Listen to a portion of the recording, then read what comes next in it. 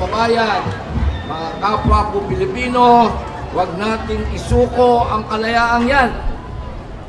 Uulitin ko, huwag nating isuko kahit sa pera, sa dikta ng mga politiko, o sa mga pananakot ng iilang nagmamayabang. Tumindig kayo, tumindig tayong lahat at ipaglaban ang ating kalayaan. Sa mga religyoso, dagdagan pa po ninyo ang inyong dasal na maging payapa ang ating halalan.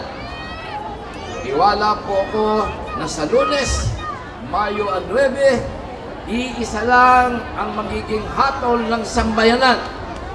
Isang pamahalaan na pamumunuan ko na hindi palpak at manhid.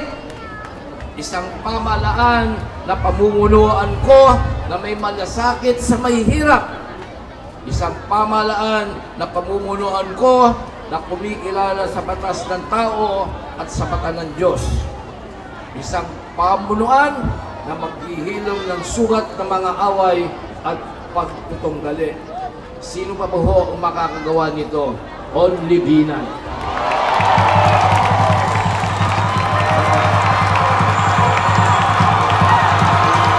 Maraming salamat po sa inyo.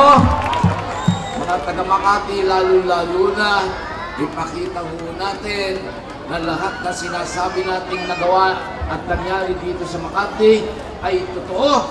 At ito ay mapapakita natin sa dami ng botong ibibigay po ninyo sa Samahang Pinay at Punasan. Maraming salamat. At